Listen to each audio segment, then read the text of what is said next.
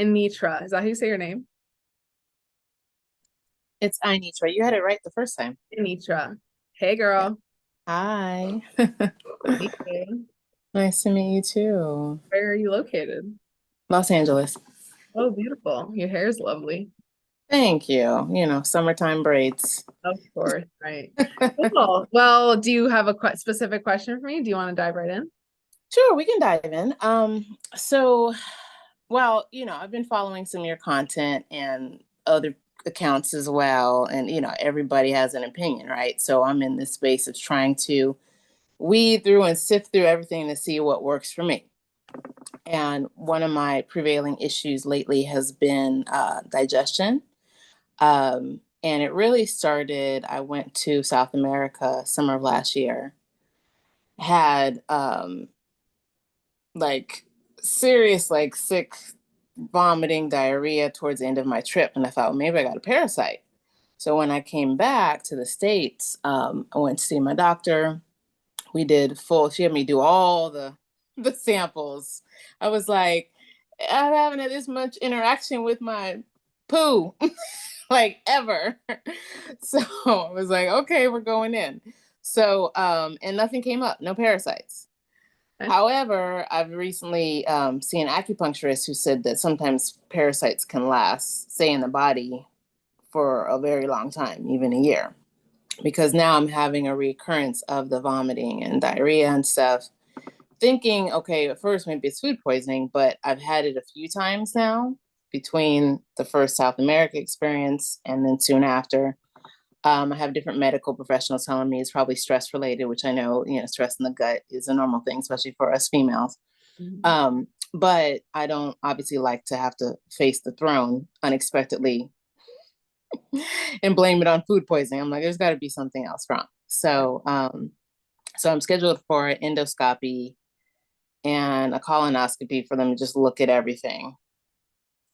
Um, but I'm just wondering, what else I could do in the interim because right now I kind of have some stomach cramping that comes up. Sometimes in between meals, I feel nauseous even if I don't, let anything go. Okay. Okay, so first I'd like to acknowledge, thank you for coming live. Thank you so much.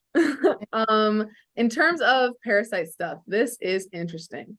So parasites are never going to show up on a stool test, or most of the time they will not show up on a stool test because parasites stay alive and cling to your gut lining. They don't come out in your stool. So I have like clients left and right and in my body left and right. It's not until we're actively doing these things to starve parasites where they actually die, release from the gut lining and leave in your stool. They kind of like look wrapped around your stool a little bit. So that's the first thing. The testing means nothing to me. And I hate that it means nothing to me. Um, but the fact that you're going through these cycles like this is very interesting. So you've never formally parasite cleansed with herbs, have you?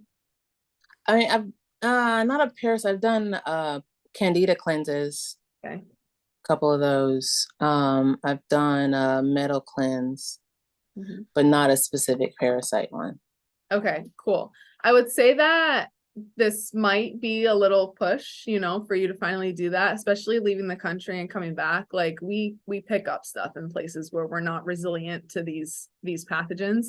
But in general, everyone also has parasites in abundance until they actively clean them out. Just history of eating meats, history of being exposed, history of pets, like all of these things just they accumulate in the body. And the reason why they don't come out of the body is because most of our diets just feed them and allow them to thrive. And we're all constipated. So it's like a combination of these things is like the parasites are not moving through the way they should.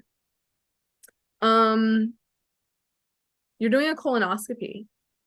I'm curious why. And an endoscopy. I went to a gastroenterologist and they recommended doing these to see what could be going on because, they're practicing medicine, so they're trying to figure it out too. Yeah, of course, of course. I'm just curious how you feel about it. I don't want to do Yeah. it, but I also feel not completely hopeless, but just a little irritated by this, and as much as stress could be a factor, I just don't, I don't buy that that's the only reason why I have these episodes of the vomiting and diarrhea. And I don't eat meat that often. I'm fairly clean eater. I mean, I have a sweet tooth, so I go in on some ice cream and some candies. But that's not even a regular occurrence. I'm not like popping back Sour Patch Kids and like chocolate bars every day. Mm, Um, and I just recently started eating more meat products, but that's to deal with iron deficiency and just wanting a steak every now and then. So, um, but on a norm, I'm a pretty much a what do you call it, flexitarian. okay, cool. Good way to be. Okay. So, I mean, the first thing that I'll say is if you intuitively don't feel like you want to do those practices, then why do those practices? The I almost feel hopeless type of feeling when you're kind of met with Western med who literally just recommends a colonoscopy and endoscopy without, they know they're not going to find an answer. They know this already going into it. We know this already going into it. So I just don't want people to feel hopeless when they actually haven't tried the thing that would solve the problem, So in your case, it's like, yes, you're flexitarian, but for a period of time, we just want to clean out your gut to rebalance it so the stomach is not bloating, so you're not having any of these bouts, which could be due to this unique style of parasite that you got from somewhere on top of just, natural parasites in our body. For a period of time, that's what detox is. For a period of time, you dedicate to really clearing out the body, and then you go back to a flexitarian lifestyle in balance. And you'll actually be able to absorb iron from plant foods now. So you might recognize you don't need to be so heavy on meat because you won't be depleted. You actually restored absorption. We don't have parasites actually eating all your food. You're the one eating your food. Bacteria are in balance, gas, bloating, all these things are in balance once that is addressed the way it should be, instead of addressed with colonoscopies and endoscopies. Yeah, it's mainly the prep that scares me because I've heard about that solution they make you drink, and Yeah.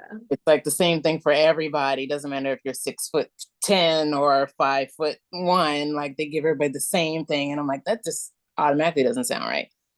So It's not right. It's so funny because I like my peers and stuff that I work with, when we put people on preps for colonoscopies and stuff, it's like juice fasting and moving out the colon. It's like not this toxic substance. You can do it completely natural, even if you need a colonoscopy. yeah. So it's funny how they work, man. Okay. So then Parasite Cleanse, I haven't dug deep into all that you offer, so I'm sure you have something out there for this already in your modules and protocols and whatnot. But Yeah, where so I always take people through parasite cleansing, whether they're working one-on-one with me or whether they're working like with my coaches. So parasite cleansing is always a thing no matter what. But the way that it works is like there's never just a parasite cleanse because you have to change your diet in order to parasite cleanse anyway. So if you're going to change your diet to parasite cleanse, we might as well clean out your liver. We might as well clean out the lymph. We might as well clean out the digestive tract because the diet has to look the same if I'm going to target any one of those systems anyway. So when you're already doing the work, it's like, let's just pop everything on top of each other. And then it just turns into an actual detox, and that's not too much to pile on at once, or is it all the same kind of things you're doing? So it's Well, you have to work on the body together. It's never, right. yeah, you can't like, I can't somehow work on just the colon because if that's the case, then if I'm stirring up waste, then what happens? The liver might get backed up another end, the kidneys might get backed up on another end. And if I'm only working on the kidneys and the colon's not flushing, everything has to work together. All channels have to be open at the same time. And it's not too much on the body because this is how the body should be. Like the diet should be clean. We should be using herbs from the earth as nourishment and our medicine, and we should be supporting our elimination. That's how the body should be. So it's not too much when done in the right order, done in the right way, and you don't go like overnight into this stuff. You really intentionally kind of stack things on top of each other until you're into that deeper level of detox. So yeah. Are you still consuming like any processed food, sugar, like What is your diet? I mean, I'm not gonna lie and say, I'm not having any. But I joined your is it Healing Blueprint? Is Mm, that the program was called? beautiful. So I know in the beginning of that it says to start to eliminate those things. So because I don't like to waste stuff, and I'm also in the entertainment industry and we're on strike, and so money is tight. So I'm trying to use what I have, but anything else I bring into my house is not going to be dairy or processed, or I actually just made a grocery run and got a bunch of greens and herbs and veggies and things, and walked away from the meat and the dairy. Yes, good. Oh, I'm glad you're in the healing blueprint. That is the parasite cleanse, you know? Oh, okay. So yeah, of course, we absolutely are going to be doing that in there. And then every other system of the body, like I mentioned. So good, good.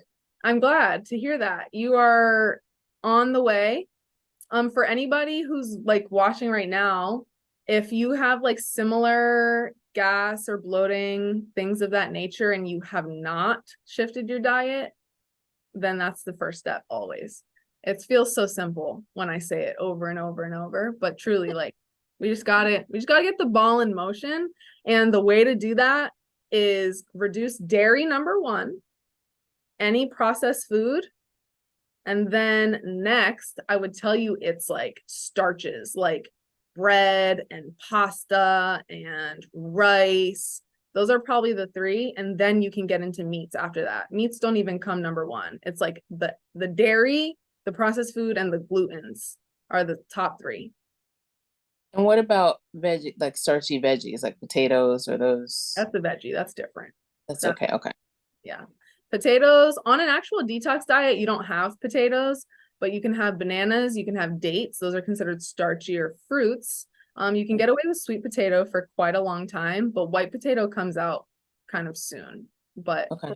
it's fine. Yeah. Okay. Great. Cool. Nice to Thank meet you. You too. Thanks you. for this. Yeah, totally, totally. Bye. Hello. Hello. How are you? Um, I'm good. How are you? I'm doing great. Doing I good. I was just gonna listen to what you were saying because I like listening to you and how you help others and whatnot. But you kind of started saying you needed some more. You wanted to have like a better life or whatever, and I got a little distracted when you were talking because there was a dragonfly that kept flying here in the kitchen and like buzzing past my face. And the last time I ever saw a dragonfly was in 2016 when I went through a massive transition from basically standard American diet and I'm going to say standard American psychology Mm, into realizing that what we've been told and how we've been taught is actually not beneficial for us. So I wanted to see if you wanted to maybe connect the two together as how powerful it is to do detoxification, but how much more detoxification actually goes into your psychological states and your emotional states rather than just what it can do for you physically. How much, if you're interested, if not, that's no big that is deal. a But that is a fabulous topic. Honestly, you're the best one to pose that. You're the best one to pose that topic. I feel like I've expressed a little bit before on live because I almost have a double-sided answer to this because I feel like on a physical level, I've almost tapped out of how much the body can do. So I've like been seeking other healers and things to try to get to another level. But even in the beginning of detox, it's like people's relationships completely fall off. People recognize that they're not in jobs that serve them. The mental clarity that comes with cleaning out your vessel is yeah, absolutely insane. And I have like a client, I recently met with her, and she's like, Tori, my whole life has changed during this detox. The mental clarity, the anxiety completely dissipated, the nagging thoughts were completely gone, and I was able to like totally revamp my entire life. And I was like, that happens naturally when you vibe higher, you know? Yes, it does. Yeah. Do you have I realize. your experience to that? Yeah. So, well, um, speaking of that dragonfly, it probably wants me to say something deep, I guess. But well, literally, I used to just want people to be different, but I Mm, never knew what I wanted out of other people. And I wanted people to be able to see things more clearly. Because I back in 2016 is when I ended up stopping coaching people on being mentally clear uh, with having an outcome that they desired and being mentally clear on exactly what they wanted their life to look like, not where they are now, but where they wanted to go, and then developing a plan on how to get there. And I actually realized there was something wrong with me. It, most people don't. I don't know. I don't want to put anybody on the bus, but I was having a trouble. I was struggling with reflection and looking at myself. And I did reflect. I did look at myself, but I was struggling with that. Um, and I realized that I was being bogged down by something that I couldn't see. And so I ended up, uh, I can't remember her name, but the last lady that was just talking, she said something about South America. And I was thinking, the last time I was in South America, I did a Clonics and a couple coffee enemas. And I just remember seeing some really weird stuff coming out of me. And I'm talking about at the time, I didn't even know what it was. I was like, what in the world is that? It's like scary. Um, and I found out that, there is these, I'm going to call them vampires. We call them parasites, but vampires that are draining you of your life energy and stopping you from being able to mentally see where you want to go. So when I finally realized that, um, you know, I started eating more salads, just because I thought that was good. I was still with the standard American diet, pizzas and cheeseburgers, French fries, and all that, so forth, mac and cheese and whatnot. But I put more salads into my diet, and just that alone, weirdly enough, it actually helped. I like felt like I was able to grow up and mature a lot more. mm, Um, and then I finally realized what I wanted people to see.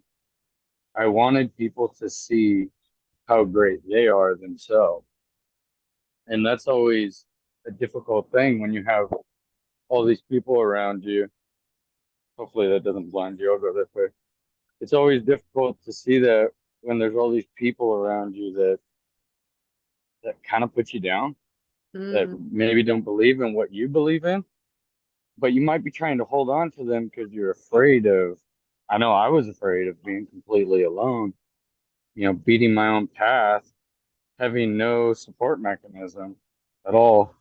Uh, and that can be really scary, honestly. And that's why I kind of lost my train of thought on what I was going to say, but that's why I appreciate you and everything you do with Instagram and school. Is I think it's vitally important that people have some sort of support mechanism and community that they can fall back into or be a part mm. of. Because I think the craziest thing that I went through is, first of all, losing everybody.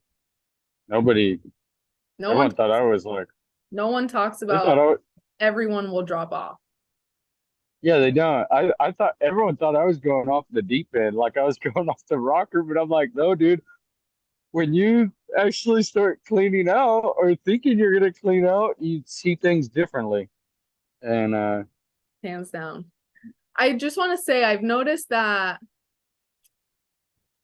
like, okay, in everybody's individual life, I feel like before I even started sharing stuff on Instagram, I thought things were really lonely. Like the whole like pandemic stuff happened and like the whole jab stuff happened and things felt really, really alone. And I was like, okay, am I Yeah. crazy? Am I crazy? Am I crazy? And I know that people feel this way because my clients are like, Tori, how do you navigate like dealing with your friends and family? And like, I feel like I'm the only one on this wave. It's funny because the perspective that Instagram and social media has given me, like there are 100,000 people there who resonate slightly with this. I clearly can see that like we aren't the crazy ones and there is an abundance of people out there. But it's until people are in these communities and hearing each other talk and seeing like, okay, there are 700 people in the school group, there are 10 people who go live on her thing, there are 50 people who watch the Instagram.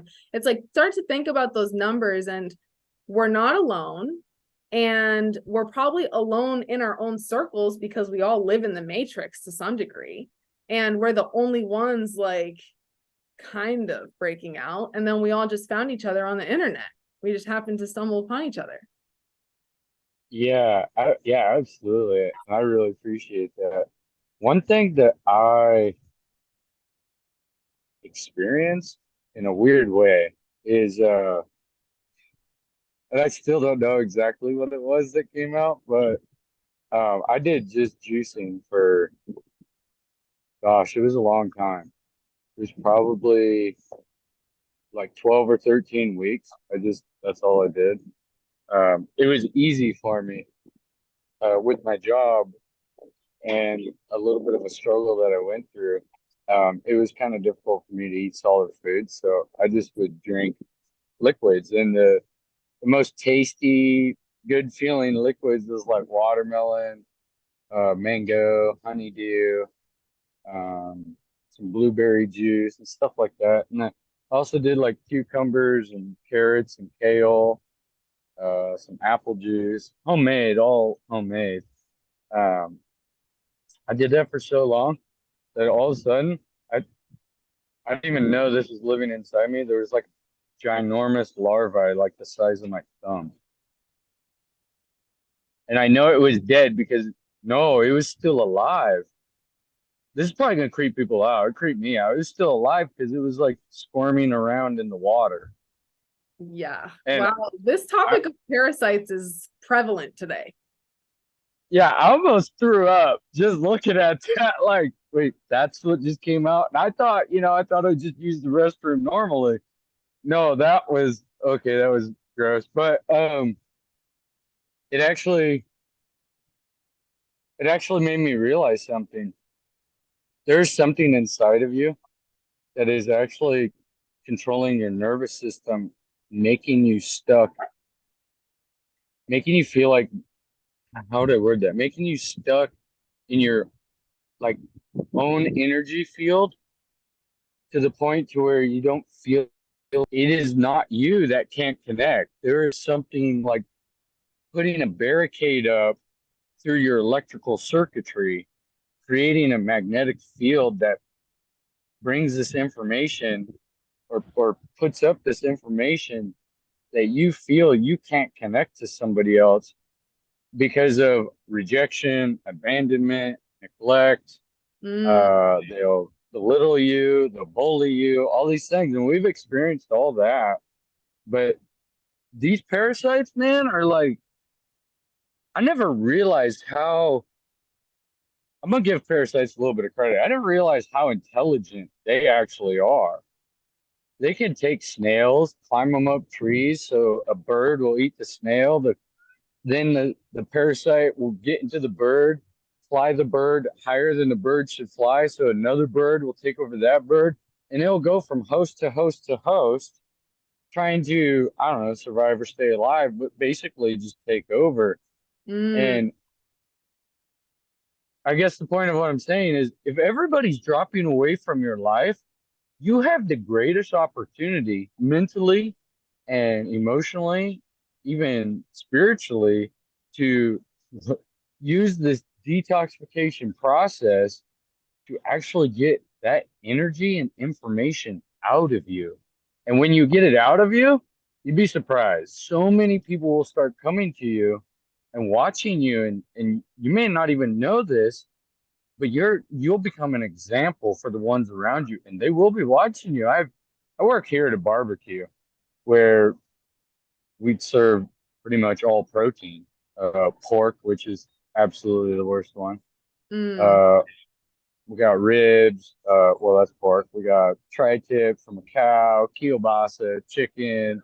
Swear the chicken has tumors in it. And mac and cheese and beans is stuff that is gonna slow you down and feed into that. And there's been people who have came here and they're looking at me like, "Whoa, bro, you don't look like you eat any of this food." I'm like, "I don't." They're like, "Well, how are you the manager then?" And I'm like, "I don't know. Probably because I know how to connect with people now." Where Open back here. yeah, yeah, Wine and stuff. yeah, Will somebody absolutely. come out? We open at 5. Okay. Sorry for the distraction. That was a no good problem. old customer trying to enjoy his time. Live on the job. Um, Live on the job. Well, I wasn't gonna do it, but I had to. Thank you. Thank you. And honestly, the Instagram comments to this was good. This is very helpful. I couldn't have said it better myself about parasites and detoxification, moving energy through. So that was amazing. Thank you. Yeah, absolutely. I mean, I don't know if I can help in any more fashion. The thing I wanted to say about this barbecue is, Mm, at one point, I never thought I could get back into environments that are, I don't want to say unhealthy. That's not the word I'm looking for, but somewhere I would not hang out. mhm. And I actually became the number one leader of a place that isn't in anyone's best interest. Let's just be honest. Maybe the experience that you have here is awesome with your family and you can have smiles and laughter, and I appreciate that. But like the foods that we're supplying, really, even if it's all grass-fed animals, it's still not the greatest for you. It's coming off a truck. Who knows if it went 100,000 miles before it got here? Who knows where it even came from? And you don't know what they're doing in these factories and these places. But when you fully detox, or you at least get into that process and protocols of detoxification, you actually gain the, the strength, the knowledge, the wisdom, the ability to go back into those environments and find those people, like be that light in that area. Like Mm. you don't have to change your job. You don't have to change anything outside of you. You might have to temporarily to get yourself straightened out, yes, but don't be afraid to jump back into the pool and people, because those people are going to need you. Whoever's listening, those people are going to need you. They're going to need, that's probably what the dragonfly was trying to say. There's people around me that need to know about my transformation. So you got to get out there. When you transform and you detoxify and you clean yourself up, people are going to need to witness that. Because seeing is believing. They're going to need to experience that as like a spectator in Mm. order to grow enough courage in themselves to go down that journey. Because like you were saying, don't just jump into it and go straight juice fasting off of a red There's an meat diet. That's intention. gonna hurt. There's intention behind it. There's purpose behind it. You know, there's sustainability behind it. Coming with that energy is exactly what is going to allow someone to be the light and be that beacon when you are doing it with intention in your own life, you know? Wow. Yeah, and just You're get saying your own today. just get your own inner world figured out. Because There that's it is. what creates your outer world. Boom. Thank you for this. I have a couple people in my waiting room now. Yeah, let them go. I want to hear everyone else. Thank you. I have to. All right. Okay. Thank you so much. Bye. Hi. Hello. You are so pretty. Oh, thank you. So are you. My Are you goodness. mixed? Oh, I'm Dominican and Puerto Rican. Oh, okay. Are you Cool. mixed? Got that mixed girl look. Yeah, I'm mixed. Yeah, Black. you definitely have a mixed girl look. People are shocked every time. Where are you located in the world? Portland, Oregon. Ooh, cool. Okay. Are you experienced at all with detox? Do you dabble with detox? Yeah, so I've been on a detox for the past a little over 30 days. Um, so I can just talk a little bit about my symptoms and how I got started on that detox, if that's okay. Yeah, so I was diagnosed with interstitial cystitis back in like 2013. But I've been dealing with symptoms for like 20 years, like since I was like 14 or 15 years old. Um, my symptoms, frequent urination. I've had flares where it just felt like a UTI, but like the doctors couldn't find any bacteria from like my urine. So I don't know. I just have been living with it, and I noticed that when I eat like a lot of fresh fruits and vegetables, it gets worse. Like I have these flares where I like pee every 5 minutes. Like it's crazy. So I would just like eat a lot of bread and like not veggies, and it seemed to be like better for my bladder.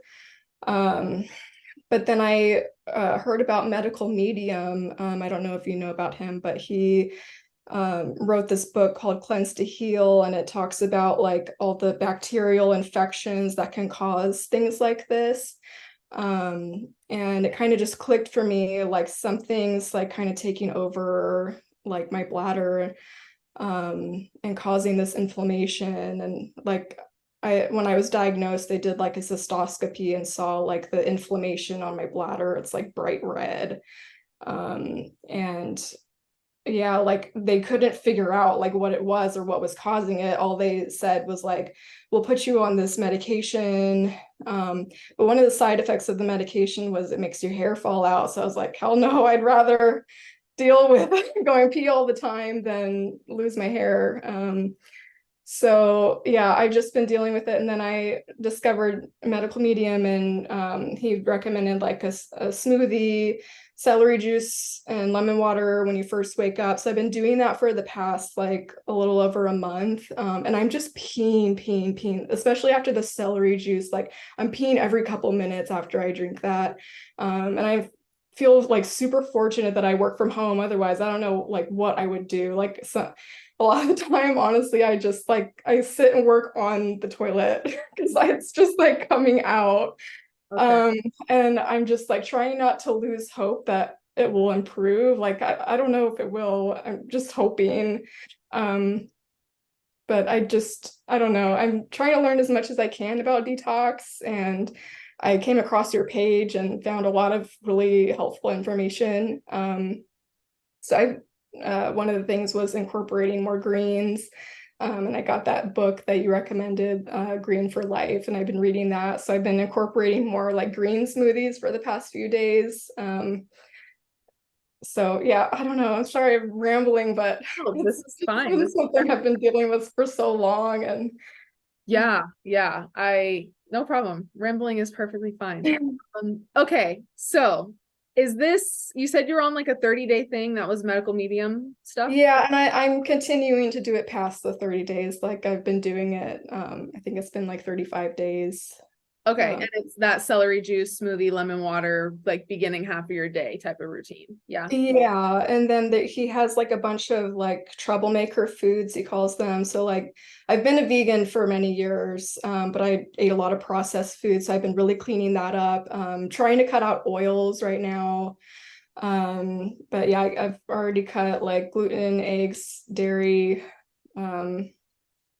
so yeah, just like trying my best with the diet as well as the morning routine. Okay. Okay. Um, so I just had a client, interstitial cystitis completely gone after 3 months. So that was Yeah, fun. I saw that. So I was like, oh, I hope that can work for me too. Yeah, I mean, so medical medium is amazing at bringing light to these very specific things. In general, when I kind of educate people, so he's talking about these specific bacteria that cause inflammation. Well, where are these bacteria lying? They're lying in the lymphatic system. How did they get into the lymphatic system? They got into the lymphatic system because they overpopulated in the gut, which broke down the gut lining. They slipped through the walls of the gut, end up in the lymph, and now we're systemic. Okay. So, okay, knowing the specific bacteria, okay, but I truly am like, where is the root cause of the problem? Where are these things living? How did they get to the location they are to where we're causing the systemic inflammation on your bladder? That's what this is.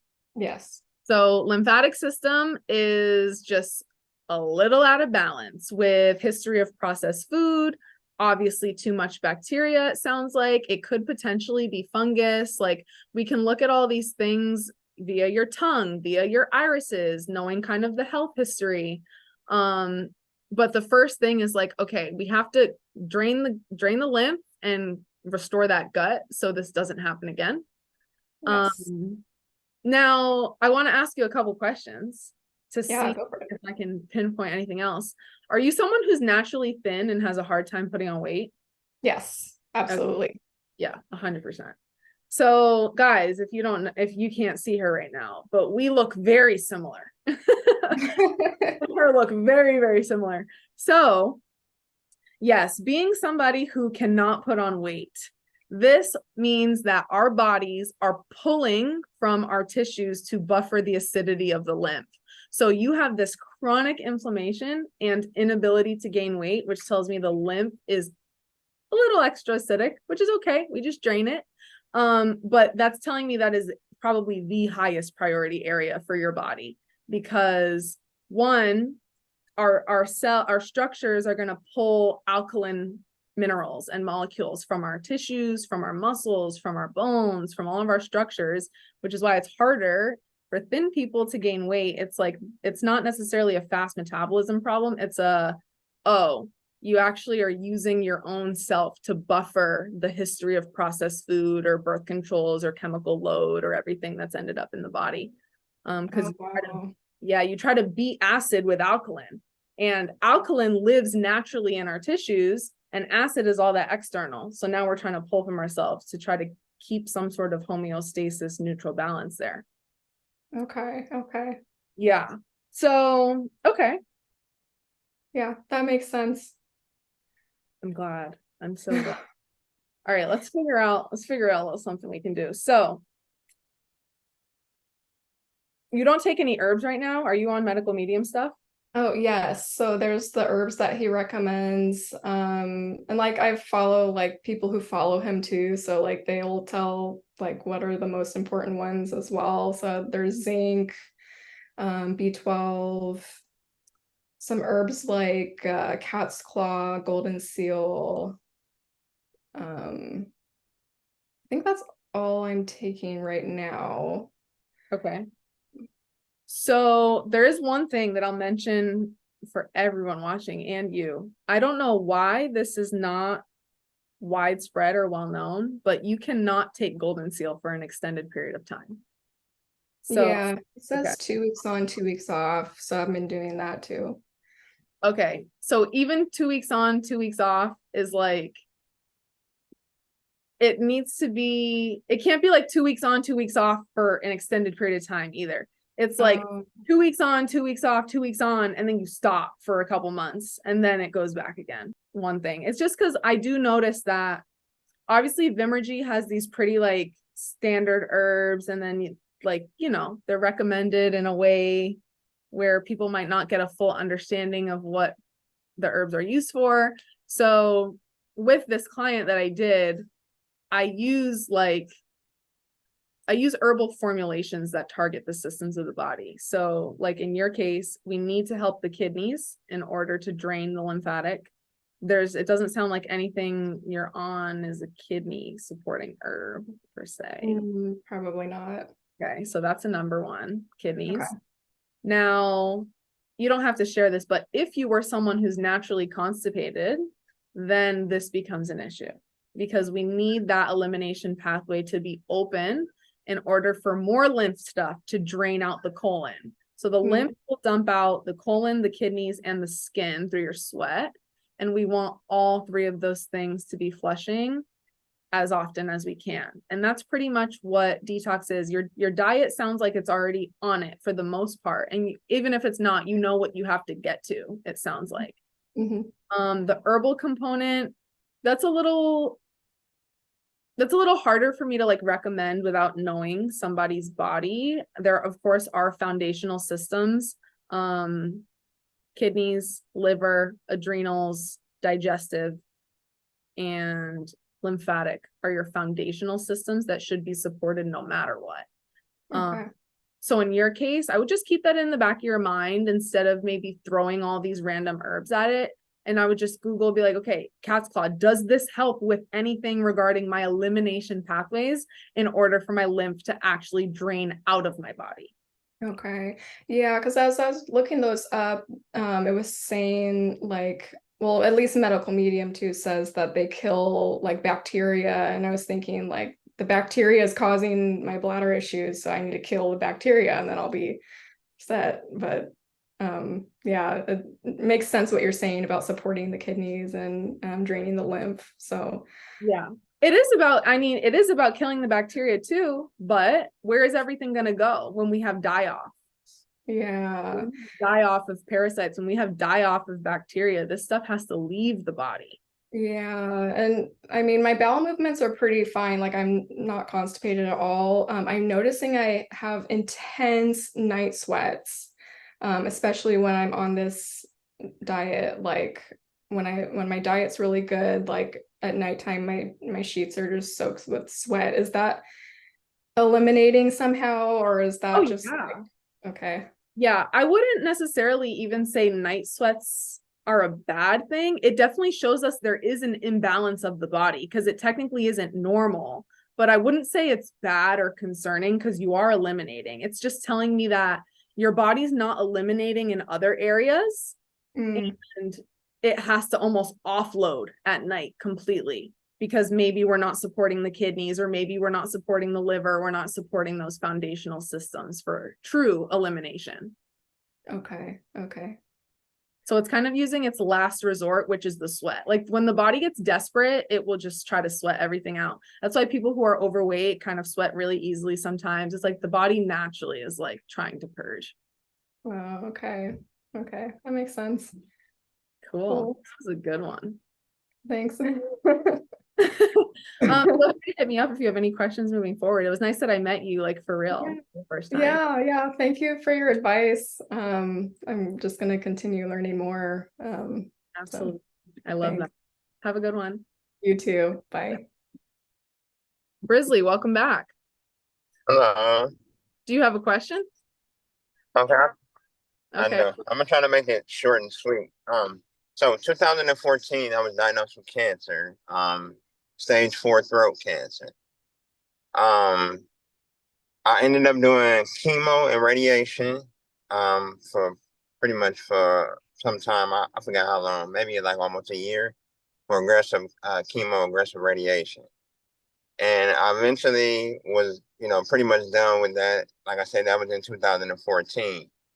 The problem that I have is during my treatments with the radiation, it caused my saliva glands to like stop working. So they work, but they don't properly work.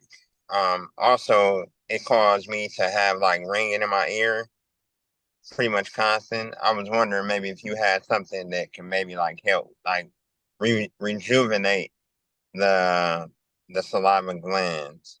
Great question. My heart goes out to you, my friend. I don't know if you know anything about me, but I also had chemo. Not radiation, but I had chemo as well.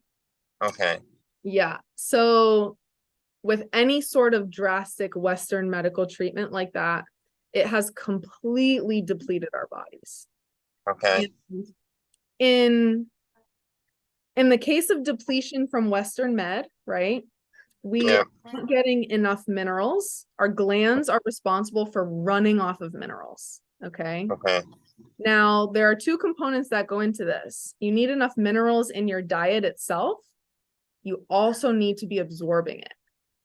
So with Western med, so chemo, even birth control, even regular use of like steroids and medications over and over contribute to breaking down our gut lining, which starts to affect absorption. Absorption happens in our small intestine, which is part of our gut. So we need to start with getting high minerals actually entering your body to give it the best fighting chance we can to absorb them. But ultimately, the answer is to go through a process. It can, can be a short detoxification process. I have been on a 2.5-year journey healing from chemo, but I don't like to overwhelm people telling them that their journey has to be that long. Right. But ultimately, it is dropping into a period of detoxification where we can remove chemo, remove metals, clear out the gut, restore absorption. Now, all of these chemicals from Western med are living in your lymphatic system. This is a clear fluid that runs underneath the skin. Now, in your case, you have ringing in the ears. This is telling me that it's all trapped in your brain. This lymphatic system of the brain is very, very stagnant in your case with these chemical overload. Okay. Now, it's unfortunate because the blood-brain barrier, which is a protective layer for our head, is being broken down over and over and over now with all of these modern society chemicals. So way back in the day, our bodies could kind of adapt to the level of chemicals that we were loading because we didn't have years and years and years of breakdown on this blood-brain barrier. Now, this is a new thing coming to light where it's actually being penetrated and broken down as if it's the same as the gut lining, being penetrated and broken down by all these modern society things.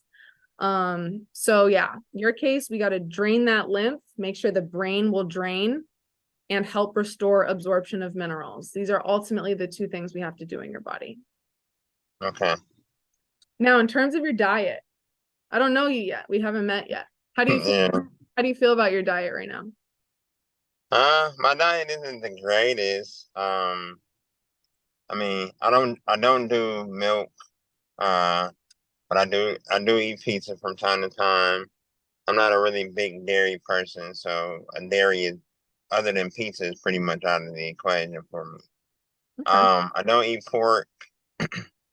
I am every once in a while hamburger eater. So I may have a hamburger here and there, and then I won't have it again for a long time. I do eat chicken, on occasion, more so than any of the other meats, but I don't eat any like ham, processed turkey. I don't eat any of those things. Um, and my biggest thing that I do is almond milk. Okay. So that's like the most intake of something that I would take in on a regular that's constant. Okay. That's not bad. All right. So obviously with you, I mean, everybody listening to, you're kind of starting in a more beginner level, which is fine. Yeah. So what we want to do is just make sure we take advantage of the most important time of day, which is right in the morning, the first couple hours when you're waking up. Okay. So, with that being said, the body naturally detoxifies overnight and into the morning. You're naturally going to try to purge. Your lymph is going to try to purge. Your liver is going to try to purge. Body naturally will do this at this time. If we can take advantage of that time of day by putting things in our body that are going to accelerate that detox process, then we can kind of, even if your diet still has pizzas in it later in the day or a couple hamburger here and there, we're focusing on the most important time of day, so we don't have to get overwhelmed by trying to figure everything out overnight. Okay. Okay. So what is the first thing that usually hits your stomach in the morning? First thing that usually hits my stomach in the morning, probably nothing. I'm not really a breakfast eater. I used to be a long time ago before I got sick. I was like, I gotta have some type of breakfast. Okay. But now, most recently, if anything, it's probably gonna be maybe some cereal, but not even so much. So I pretty much don't eat until probably like 11:30, 12 for most days for me. Okay. And then it might be like, I don't know, Wendy's. Okay. So And let's then start there. Let's start there. Let's start there. I don't need to know the whole rest of your day yet. Okay. So the fact that you almost kind of do an intermittent fast, that works yeah, really, really well in men's bodies. So if you're okay. intuitively listening to that, awesome. You can totally stick with that. Now, I would love, do you have a blender or no? I do. Yes. Okay, perfect. All right. Yeah. This, I would love for you, even if you're having breakfast, the first thing to break that fast is going to be at noon. I want it to be a smoothie. Okay. Now, you can use your almond milk as a base, okay? For everybody listening, we have Brisley here. He's starting at the very beginning. You guys know on Detox, we don't technically use almond milk as a base for smoothies. However, we're in phase 1 right now. So almond milk as your base. Can you get some like bananas and some spinach? Is that cool? Yep. Okay, We nice. don't have to use almond milk either because I'm really trying to wean myself off of it. Oh, okay. So then it's just going to be water as the base then, if that's the That's case. fine. Okay. So water, bananas, spinach, and do you like tropical smoothies? Do you like a pineapple or a mango? Well, yeah, I like pineapple. Okay. All right. I would go grab some frozen. Go grab some frozen pineapple. Go grab some normal bananas and go grab some normal spinach. So pineapple will be the only thing that's frozen. Okay. And then you have your water as a base for that smoothie. Okay. Now, the reason why we want fruit and greens to be the first thing to hit your stomach is because both of these two things are alkaline. So fruit is alkaline and greens are alkaline.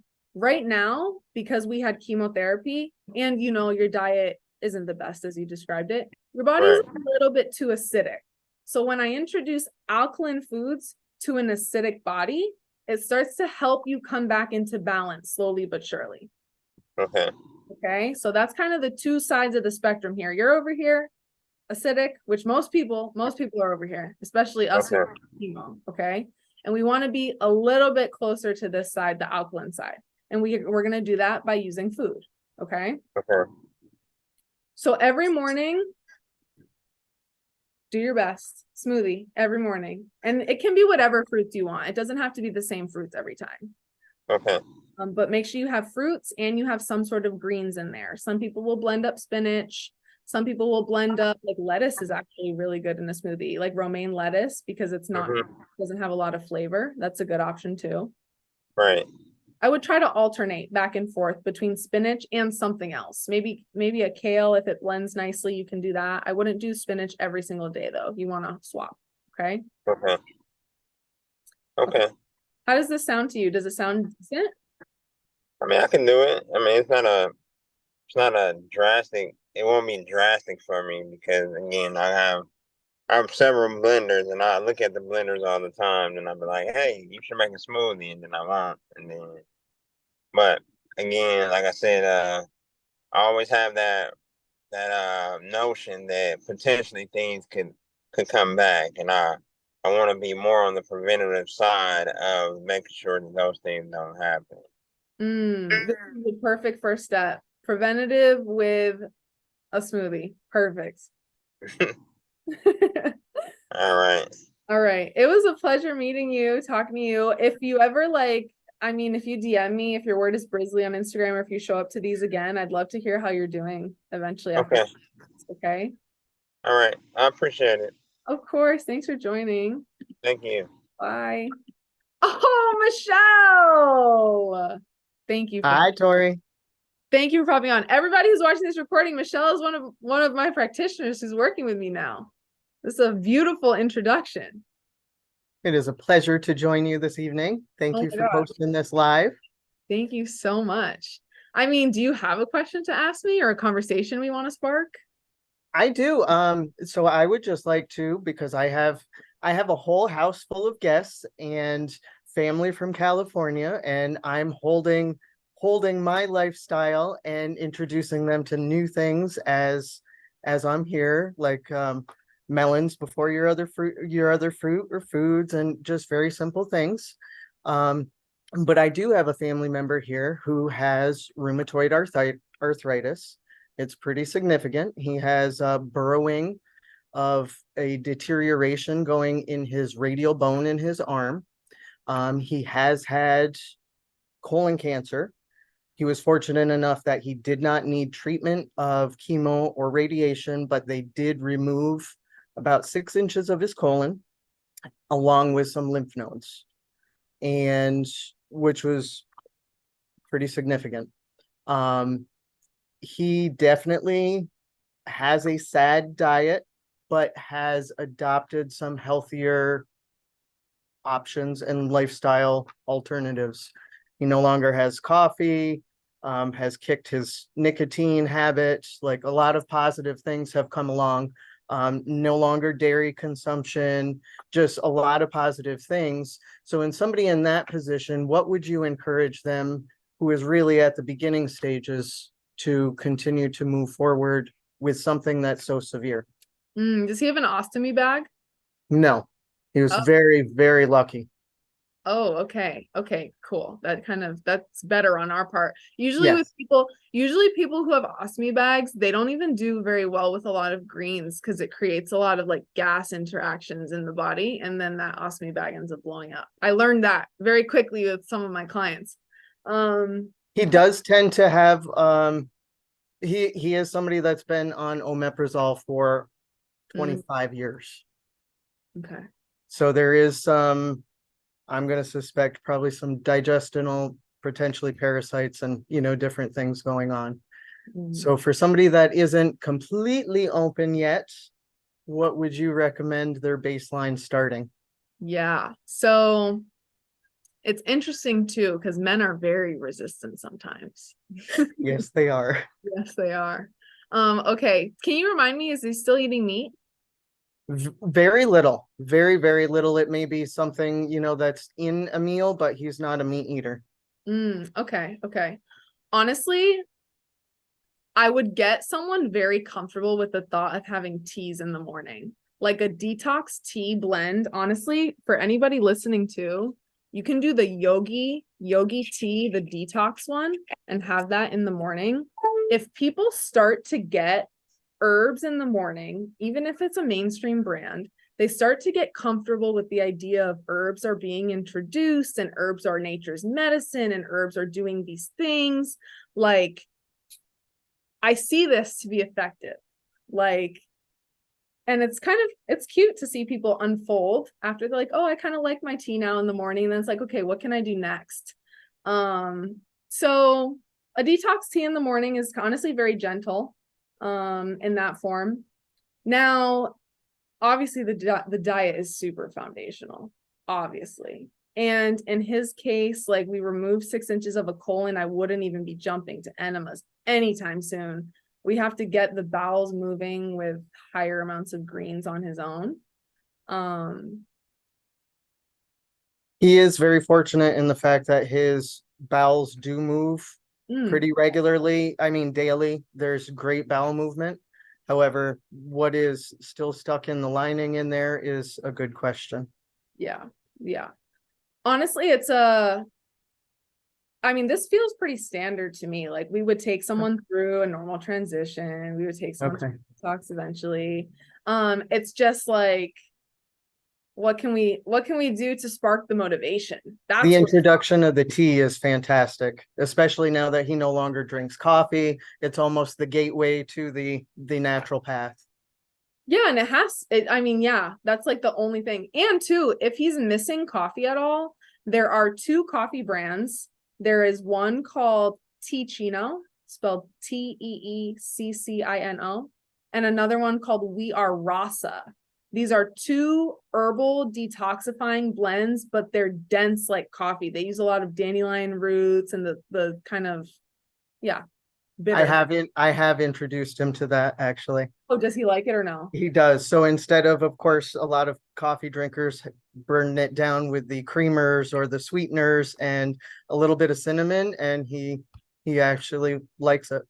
Oh, okay, good. Honestly, that's amazing. If he's used to that and doing that every day, then maybe I would start to do dosing herbs in the form of tea morning and night now.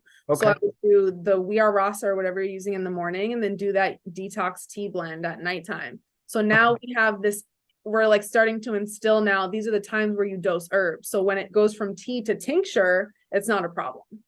Absolutely. Yeah. It feels like a simple answer, but like Yeah. it's a standard process. You know the process. Most definitely. Cool. Thank you so much for giving me some content. Sure. Thank you. Have a fun time with your family, and I'll see you Friday. All right. All right. Bye. Take care. Bye-bye. Hi, I had to stop my live for a sec so it wouldn't echo. Not a problem. I heard it. I definitely heard it. Where are you located in the world? I am in Santa Cruz, California. Oh, It's beautiful. pretty close to the Bay Area. Okay, I got Near you. San Francisco. Yeah.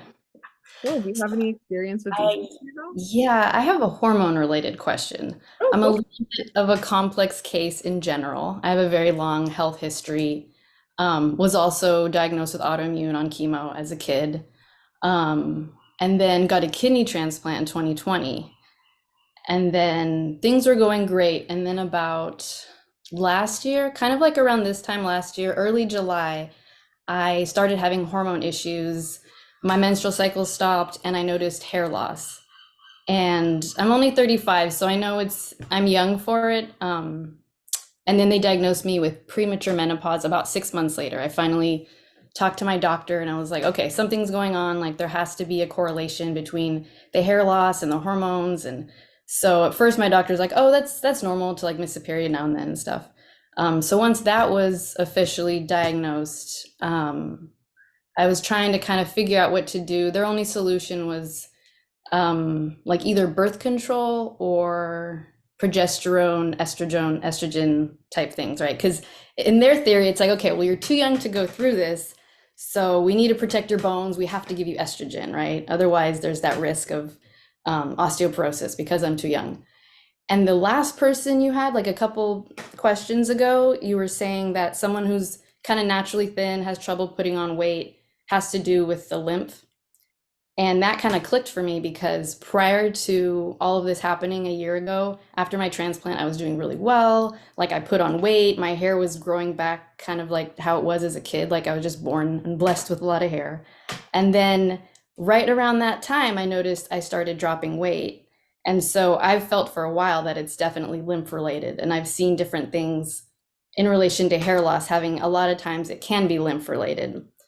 So I know I'm kind of a delicate case because it's like, well, how do you gently detox the lymph when my kidneys that's working isn't really mine, right? It's like my kidneys are kind of in the background, maybe working at a small percentage, but I have this new kidney that's doing the load for me.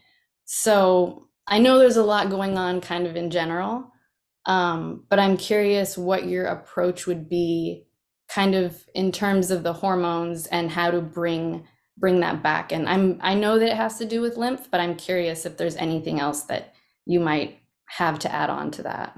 Yeah, absolutely. It is more than just the lymph with you. So especially when people are talking about hormone imbalances, the root cause of a hormone imbalance is your minerals because your glands run off of minerals. And when we're depleted, you're already showing signs of depletion, hair loss, completely missing period. Okay. These are signs of depletion over time. Naturally being thin is a sign of depletion over time. Now, yes, all this is rooted in the lymph, but when we have such a clear hormone imbalance, then there is this component of minerals are either not absorbing, they're not maintaining in the tissues the way that they should be. Your body could be stripping itself from minerals to buffer this acidosis state that might have started when you got chemo as a kid.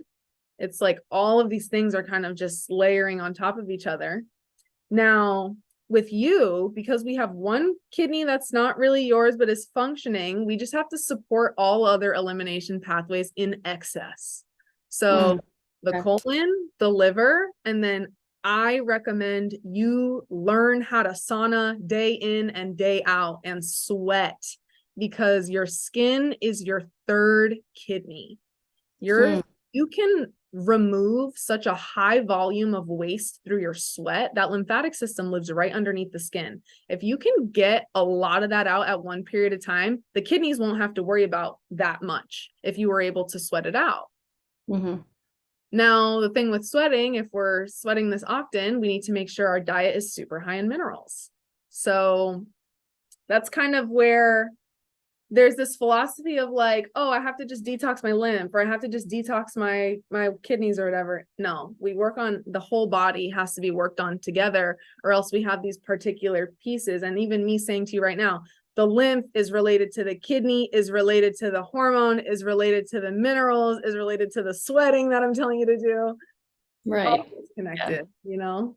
Right, of course. Yeah, I definitely know that my liver needs support, that's for sure. Have you dabbled with castor oil packing at all? I have, yeah. I've been doing those not regularly, but I have also because I think I have a uterine cyst or something, and so I know that castor oil is great for that. But yeah, I actually just ordered more online, the whole pack and everything. Oh, good. I would do them 3 times a week if you can get it across the entire pelvis, cyst area, and liver areas. I would leave them on overnight and sleep with them for that whole 8 hours. Okay. Yeah, 3 times a week is like a sweet spot for you then, because we're trying to flush and draw, but we're not trying to do too much. You know, you're not like fully in detox or anything. So Right, right. yeah, I would say that in terms of like a body treatment that you can do to yourself, castor oil packing and sweating are the 2 things that Okay. stand out to me. Castor oil and saunas. Okay, great. And like you can get a portable sauna off Amazon for $120. I have one right next to me right here. I love it. It's lasted me a really long time and I Is that sweat. the sleeping bag kind? No, it's more like it's like a tent thing. Little tent. Yeah. I don't like the sleeping bag ones. I don't sweat in them. Oh, okay. Yeah. Great. So Portable just tent. a little tent one. Yeah, you can Google Amazon. The one that I use is called Heat Wave. That's the brand. They're usually like 120 to 140 on Amazon. That's good. Yeah, not bad. Thank you. Of course, absolutely. Anything else coming up for you? Um, not really. The thing that kind of threw me all in this was the symptom of hair loss mostly. You know, it's sometimes easier to ignore things when they're not presenting as much physically, but then the hair loss, it was like a kind of a wake-up call. Like, okay, I need to do this. So I'm in your blueprint program. I'm kind of like starting to, Okay, yeah, perfect. yeah. I joined last week when you did the webinar. Amazing. That is exactly what you need to be doing. Perfect. I'm So so yeah.